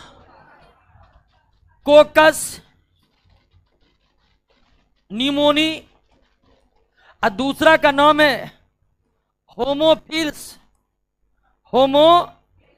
इन्फ्लुएंजी। होमोफिल्स इन्फ्लुएंजी। अब यहां पर नाम थोड़ा देखिएगा कि इन्फ्लुएंजी लगा हुआ है। इस बैक्टीरिया के नाम में क्या लगा हुआ है? इन्फ्लुएंजी। और आप जानते कि इन्फ्लुएंजा वायरस के कारण होने वाला रोग है। तो आपके दिमाग में पहली बार जाएगा, अच्छा ये वायरस है और इन्फ्लुएंजा फैलाने वाला वायरस है। तो सचेत हो जाइए, यह बैक्टीरिया है। होमोफिल्स इन्फ्लुएंजी क्या है? बैक्टीरिया। तो 2 प्रकार के बैक्टीरिया है जो निमोनिया फैला सकता है। एक स्ट्रेप्टोकोकस निमोनी, जो सबसे प्रधान बैक्टीरिया है, मुख्य कारक बैक्टीरिया है। लेकिन एक दूसरा भी बैक्टीरिया है जो निमोनिया का कारण बन सकता है। वो कौन है? होमोफिल्स इन्फ्लुएंजी। वो कौन है दोस्तों? होमोफिल्स इन्फ्लुएंजी।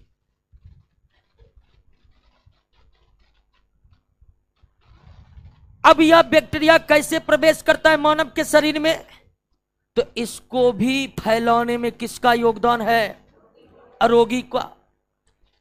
यानी निमोनिया जो एक व्यक्ति से दूसरे व्यक्ति में फैलते हैं, वह किसी न किसी रोगी के द्वारा सबसे पहले किसी कारणों से, वातावरण से कोई बैक्टीरिया प्रवेश किया शरीर में। सर्वप्रथम क्या हुआ? तो सर्वप्रथम कोई ना कोई बैक्टीरिया वातावरण में है और किसी न किसी माध्यम से शरीर में प्रवेश कर निमोनिया को फैला दिया। अब जिसको निमोनिया हुआ है वह रोगी ही निमोनिया को दूसरे शरीर में क्या करेगा? फैलाएगा। तो जब हम निमोनिया के रोगी का कपड़ा इस्तेमाल करते हैं, बर्तन इस्तेमाल करते हैं, मोबाइल इस्तेमाल करते हैं, कीबोर्ड इस्तेमाल करते हैं, तो संभावना है कि निमोनिया का बैक्टीरिया स्वस्थ शरीर में क्या हो जाए, प्रवेश कर जाए। स्वस्थ शरीर में क्या हो जाए, प्रवेश। तो एक स्वस्थ शरीर में निमोनिया का बैक्टीरिया रोगी के कपड़े का इस्तेमाल करने से, या रोगी के बर्तन का इस्तेमाल करने से, या रोगी के कीबोर्ड का इस्तेमाल करने से, या रोगी से जुड़े किसी भी सामान का इस्तेमाल करने से स्वस्थ व्यक्ति में इसका प्रवेश होता है। और यह बैक्टीरिया स्वस्थ शरीर में प्रवेश कर सीधा अटैक मारता है, कहां पर, फेफड़ा पर। फेफड़े में दोस्तों, मानव के फेफड़े का अंतिम हिस्सा जो है वो क्या है, वायुकोश। अंतिम हिस्सा क्या है, वायुकोश। मानव के फेफड़े का अंतिम हिस्सा क्या है, वायुकोश। और वायुकोश फेफड़ा का वो जगह है जहां ब्लड ऑक्सीजन को लोड करता है और कार्बन डाइऑक्साइड को छोड़ देता है। वायुकोश फेफड़ा का वो जगह है जहां ब्लड पूरे शरीर का कार्बन डाइऑक्साइड लाकर छोड़ देता है और सांस के द्वारा आए हवा का ऑक्सीजन फिर ग्रहण करके पूरे शरीर में पहुंचाते।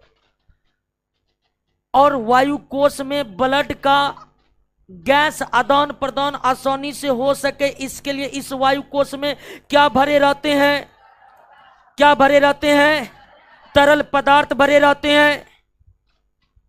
वायुकोश में ब्लड के गैसों का आदान प्रदान तेजी से हो सके, सुविधा पूर्वक हो सके, इसके लिए इस वायुकोश में क्या भरे रहते हैं, तरल पदार्थ भरे रहते हैं, तरल पदार्थ। और इस निमोनिया के रोग में वायुकोश के तरल पदार्थ सूख जाते हैं। निमोनिया में फेफड़े के वायुकोश का तरल पदार्थ क्या होते हैं, सूख जाते हैं, सूख जाते हैं। फलस्वरूप क्या होता है, फलस्वरूप सांस लेने में दिक्कत। फलस्वरूप क्या होता है दोस्तों, सांस लेने में क्या होने लगती है, दिक्कत होने लगती है, सांस लेने में दिक्कत होने लगती है। और रोगी तेजी तेजी सांस लेता है, तेजी तेजी तेजी तेजी इसलिए सांस ले। अब उसके शरीर को जितना ऑक्सीजन चाहिए ना, ब्लड उतना ऑक्सीजन यहां ग्रहण ही कर पाता। इसलिए एक सांस का हवा वाला ऑक्सीजन पूरी तरह से ब्लड उसको ले नहीं पाता है, क्योंकि वहां जो तरल पदार्थ है जो इस कार्य में सहायता करता था वो क्या हो चुका है, सूख चुका है। तो व्यक्ति तेजी तेजी सांस लेता है कि वे ज्यादा से ज्यादा हवा को अंदर करे ताकि ज्यादा से ज्यादा ऑक्सीजन वायुकोश में पहुंचे और ब्लड ज्यादा से ज्यादा ऑक्सीजन को उठाकर बॉडी में सप्लाई कर सके। तो निमोनिया के रोगी को सांस लेने की दिक्कत होने लगती है, शरीर में ऑक्सीजन का प्रवाह बाधित हो जाता है और सबसे मेन लक्षण है बुखार और तेजी से सांस लेते रहना। निमोनिया का रोगी जहां रहेगा तेजी से सांस ले रहा होगा। आप समान रूप से सांस लेते हैं, पता भी नहीं चलता है कि सांस लिए। आपको जानते हैं 1 मिनट में 16 से 18 बार सांस लेते हैं हम लोग। अभी हम बोल रहे हैं तो ज्यादा तेजी से लेते होंगे, आप लोग बैठे हुए सांस से तो थोड़ा धीमी गति से लेते होंगे। लेकिन निमोनिया का रोगी इतना तेजी सांस लेता है कि आपको पता चलेगा कहाँ इतना खींच रहा है सांस जी, क्या दिक्कत है, निमोनिया हो गया। और निमोनिया रोग की तीव्रता जब शरीर में बढ़ती है तो त्वचा में नीलापन आ जाता है, नाखून नीले हो जाते हैं। जब निमोनिया के रोगी का नाखून नीला पड़ जाए समझ जाइएगा बचना क्या है, मुश्किल है, बचना मुश्किल है। समझ गए, कोई दिक्कत? आइए एक बार देख लेते हैं।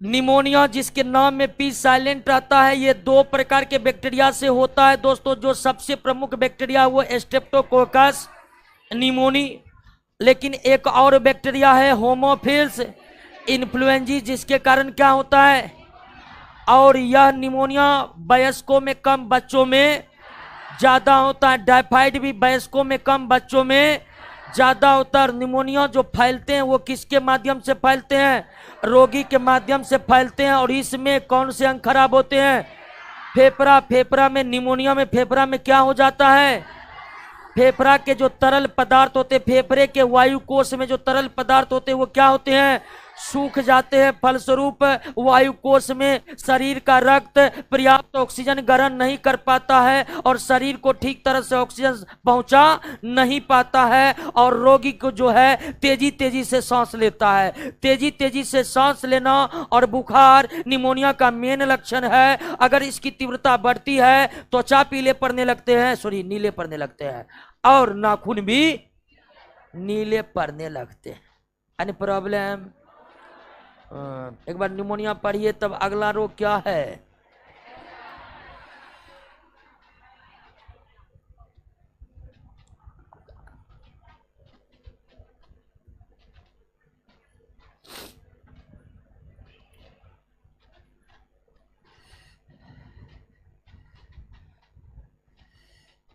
विक्रम कुमार सीतामढ़ी, रितेश आर्यन, बीसीजी के टीका का खोज किसने किया? किसने किया? Louis Pasteur. बीसीजी का फुल फॉर्म लिखा हुआ है, नोट में लिखा हुआ है बेसिलस ग्वेरिन कैलमेटी लिखा हुआ है। तो बेसिलस के बाद जो दो है वो वैज्ञानिक का ही नाम है, ठीक है। तो बीसीजी का टीका जिन्होंने खोजा उसी के नाम पर टीका का नाम है बेसिलस ग्वेरिन कैलमेटी। तो ग्वेरिन कैलमेटी ही बीसीजी के टीका का खोज किए थे। अब एक सवाल है कि टीबी की दवाई का पूरा कोर्स कर लेने के बाद टीबी ठीक हो जाएगा? बिल्कुल ठीक हो जाएगा, 100% ठीक हो जाएगा। अगर नहीं ठीक होगा तो डॉक्टर ये बात आपको बता देगा। क्या हुआ? हंस का है रहे जी। अगला रोग है कोलेरा। कोलेरा, हैजा। आजादी से पहले इस रोग का इतना हैतोबा मचा हुआ था कि एक बार गांव में किसी को हो गया तो वही चेचक वाला बात बताए थे कि आजादी से पहले 1947 से पहले के भारत में जब गांव में एक व्यक्ति को चेचक हो जाता था ना, उसको बांस से लटका के बाहर फेंक आता था गांव का लोग। हंसिए नहीं, अपने इतिहास को समझकर थोड़ा मार्मिक बनिए। देश अचानक इतना आगे नहीं बढ़ गया है कि आप पुराने दिनों को याद कर कर हंसिएगा दोस्तों, ठीक है ना। देश को बनाने में देश के लोगों ने बहुत बड़ा बलिदान दिया है, बहुत बड़े अपने इच्छाओं का त्याग किया है, तब आज देश बना है दोस्तों, और तब हम इस देश में आज पढ़ रहे हैं। तो इसलिए आपको जब भी बात बताएं तो इसको देखकर थोड़ा गंभीर होइए। आप सोचिए कि आज जिस भारत में हम हैं वो भारत बहुत मुश्किल से बना है दोस्तों। तो आजादी के पहले जिस तरह चेचक हो जाने के बाद गांव के गांव बर्बाद हो जाते थे, वही स्थिति कौन क्या था? हैजा। गांव में एक व्यक्ति को हैजा होता था, धीरे धीरे फैलते और धीरे धीरे पूरा गांव समाप्त। लेकिन आज आप शायद ही सुनते होंगे कि कहीं पर हैजा हो गया है। अब इसका प्रकोप बिल्कुल भी खत्म है। तो हैजा कैसा रोग है? हैजा जल संक्रामक रोग। कैसा रोग है? जल संक्रामक रोग। यानी कि गंदे जल के पीने से तो टाइफाइड तो होता ही होता है, आप समझ गए थे। गंदे जल को पीने से टाइफाइड भी होते हैं, लेकिन गंदे जल के लगातार सेवन से जिस रोग की होने की सबसे बड़ी संभावना है, जिस रोग की होने की सबसे बड़ी संभावना है वो कौन है? हैजा है दोस्तों। क्या है? हैजा है। बहुत ज्यादा जल संक्रामक रोग है। टीबी जो है वायु के द्वारा फैला, टाइफाइड गंदे जल और भोजन के द्वारा फैला, निमोनिया रोगी के मोबाइल, कीबोर्ड, बर्तन, कपड़ा यूज करने से फैला। लेकिन यह हैजा किसके द्वारा फैलेगा? जल संक्रामक रोग है। जल के द्वारा, गंदे जल के द्वारा जिस रोगों की होने की संभावना सबसे ज्यादा, वो कौन है? हैजा है दोस्त।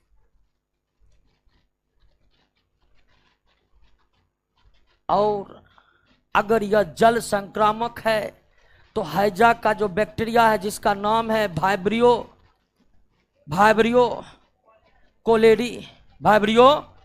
कोलेरी, ये सीधा पहुंचेगा कहां?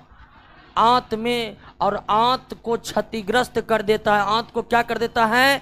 क्षतिग्रस्त कर देता है। और इसका सबसे बड़ा बार बार उल्टी तथा दस्त, बार बार उल्टी तथा दस्त प्रधान लक्षण है किसका? हैजा का।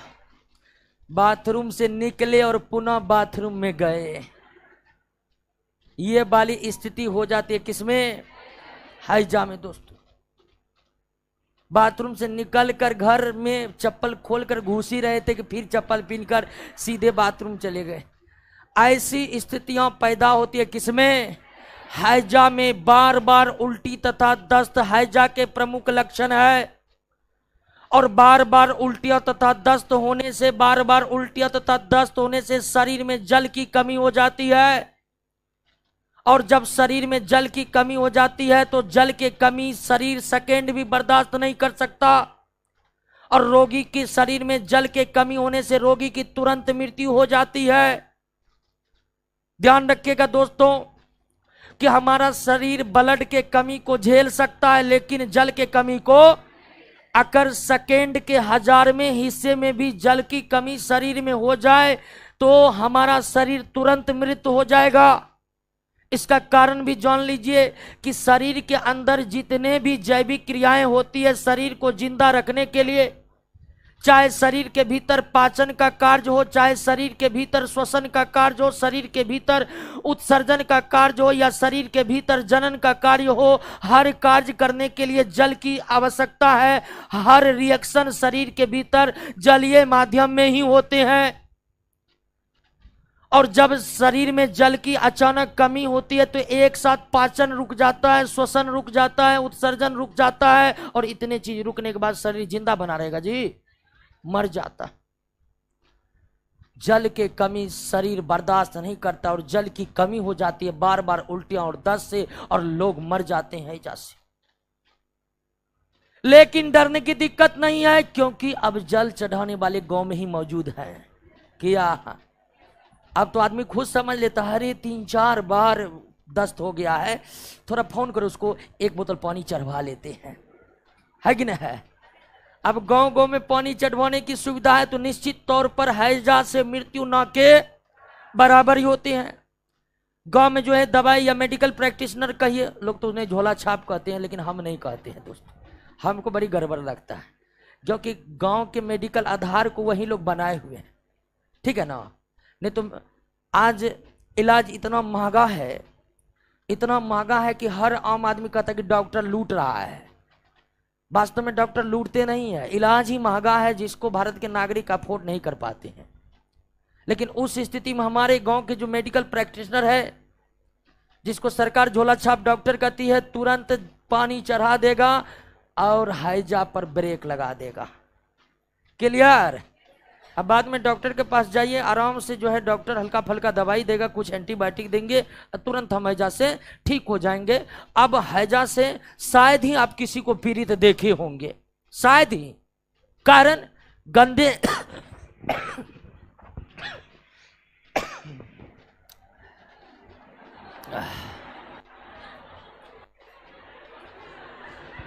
नहीं, हमारी खांसी का और कारण, ये बड़ी गलत काम करते हैं। खाना खा के डायरेक्ट क्लास में घुस जाते हैं। खाना खा के डायरेक्ट बोलने में जो है कभी कभी गड़बड़ा जाते, लगता है कि अब क्या होगा स्थिति, ठीक है? तो अब से क्लास से पहले 2 घंटा पहले ही खाना खा लेंगे अब। तो अब लगभग लोगों के पास स्वच्छ जल पीने के लिए उपलब्ध है। हालांकि आज भी सरकार स्वच्छ जल की पूरी तरह से उपलब्धता नागरिकों को करवा नहीं पा रहे हैं। आज भी कई अनुसूचित जाति एवं जनजाति से जुड़े या कमजोर वर्ग के लोगों से जुड़े इलाका है, जहां स्वच्छ जल तो छोड़िए जल का भी ठीक से पहुंच नहीं है। सरकार को प्राथमिकता के स्तर पर यहां पर जल पहुंचाने की आज भी आवश्यकता है, घोर अभाव है। तो जहां गंदा जल होगा वहीं पर किसका प्रकोप होगा? हैजा का प्रकोप होगा। क्लियर हो गया? तो हैजा किस सूक्ष्म जीव के कारण? बैक्टीरिया के कारण। किस बैक्टीरिया के कारण? वाइब्रियो कोलेरी के कारण। कौन से अंग प्रभावित होते हैं? सबसे बड़ा लक्षण। और हैजा किसके द्वारा फैलते हैं? सबसे बड़ा जल संक्रामक रोग। सबसे बड़ा जल संक्रामक रोग हैजा। क्लियर? अगला रोग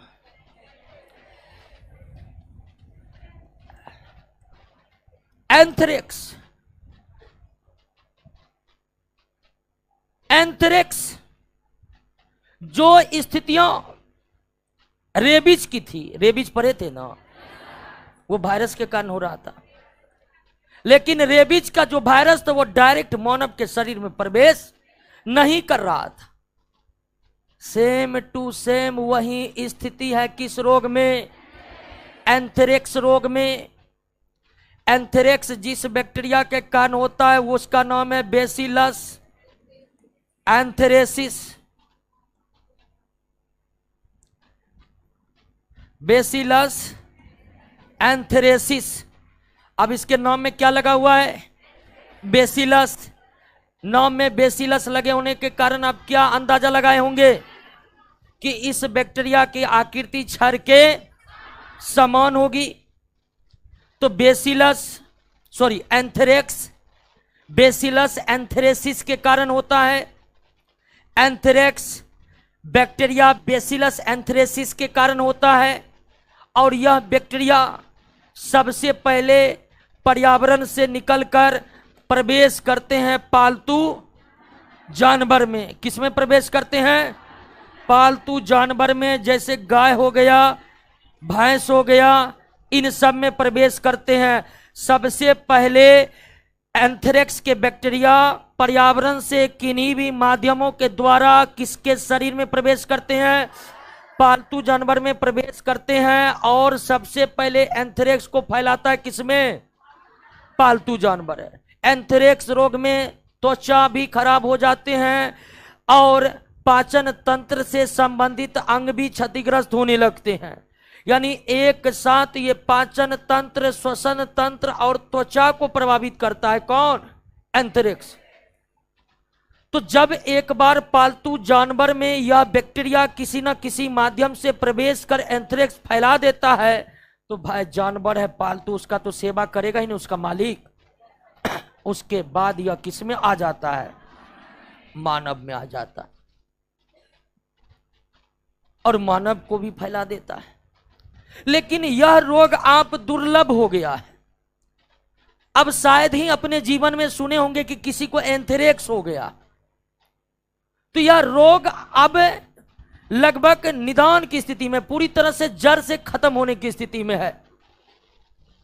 इस रोग के टीके भी बने हुए हैं और एंटीबायोटिक का तो इस्तेमाल कर ही सकते हैं। वो पहले ही हम बता दिए आपको कि जितने भी बैक्टीरिया के द्वारा होने वाला है। पारेगा जी तू आगो में बैठकर नोटंकी करेगी। अभी पढ़ा नहीं, किताब समेट रहा है। अब मेरा भी मूड हो जाता है छुट्टी वाला, हम देखते समेट रहा है, सब हो गया। ठीक है, तो हाँ क्या बोल रहे थे? हाँ, इसका एंटीबायोटिक दवाओं का तो असर होगा ही होगा, लेकिन इसके टीके भी बने हुए हैं, लेकिन इसके टीके दिए नहीं जाते हैं क्योंकि इसके टीके के बहुत बड़ा साइड इफेक्ट है। एंथ्रेक्स के टीके केवल उन्हीं को दिए जाते हैं जो इस रोग से जुड़कर रिसर्च कर रहे होते हैं, वही एंथ्रेक्स का टीका लेते हैं। नहीं तो एंथ्रेक्स के टीके आम लोगों के लिए उपलब्ध नहीं होता है। और नहीं होता तो कोई दिक्कत नहीं, क्योंकि बीमारी ही अब दुर्लभतम की स्थिति में चला गया है। आपको हम बताए थे कि कभी सुने किसी को एंथ्रेक्स हो गया है? नहीं हुआ है। तो खत्म होने के कगार पर है। लेकिन इसके जो टीके हैं वो बहुत ज्यादा साइड इफेक्ट वाले होते हैं। इसलिए जो बीमारी पर रिसर्च कर रहे हैं, कोई नए खोज कर रहे हैं, तो वही व्यक्ति टीका लेकर रिसर्च करते हैं कि ताकि वे एंथ्रेक्स से बचे रहे। तो बैक्टीरिया के द्वारा होने वाले जंतु की जो प्रमुख बीमारी थी उसमें सबसे बड़ा टीबी। टीबी के बाद दूसरा सबसे बड़ा टाइफाइड, तीसरा सबसे बड़ा हैजा, हाँ तीसरा सबसे बड़ा निमोनिया, चौथा सबसे बड़ा। जिस तरह से रोगों का प्रकोप है उसी तरह सीरियली रोग है। यानी भारत में सबसे ज्यादा लोग प्रभावित होते हैं टीबी से, दूसरा नंबर है टाइफाइड का, तीसरा नंबर है निमोनिया का, चौथा नंबर है हैजा का, पांचवा नंबर है एंथ्रेक्स का। लेकिन बैक्टीरिया के कारण और भी कुछ रोग होते हैं, जैसे डिप्थीरिया होते हैं, काली खांसी होते हैं, प्लेग होते हैं, कोढ़ होते हैं। ये सब भी रोग बैक्टीरिया के कारण होते हैं। लेकिन इन सब रोगों को उतने विस्तार में जाकर पढ़ने की कोई आवश्यकता नहीं है। जितनी बात दिया हुआ है उसको पढ़ लीजिएगा। बाकी आपको तो पता ही है कि अंत में क्वेश्चन रटना है, जो रटेगा पूरा वो कंफर्म करेगा सीट, और जो एक भी क्वेश्चन छोड़ेगा उसका नाम मेरिट लिस्ट से गिरेगा। ये तय है दोस्तों। तो हम बैक्टीरिया क्लियर कर लिया है। गजब स्थिति है। अभी क्लास मेरा समाप्त नहीं हुआ है। गजब, आप लोग सीनियर है, अब व्यवहार कुछ लोग का बच्चों जैसा है। सही बता रहे हैं, सीनियर है, ग्रेजुएट है, जो आपके व्यवहार में झलकनी चाहिए कि नहीं। हर बरा रहे हैं। बैक्टीरिया खत्म हो गया दोस्तों, बैक्टीरिया। लेकिन अब हम सूक्ष्म जीवों के एक नई दुनिया में प्रवेश करने वाले हैं, और नई दुनिया में प्रवेश नए क्लास से करेंगे दोस्तों। ठीक है, मिलिए दोस्तों अगले क्लास में। और क्वेश्चन बना रहे हैं ना।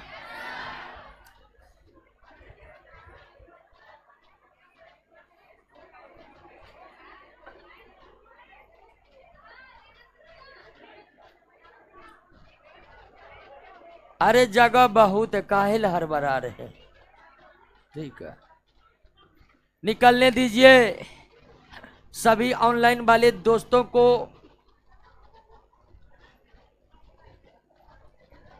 बहुत बहुत धन्यवाद।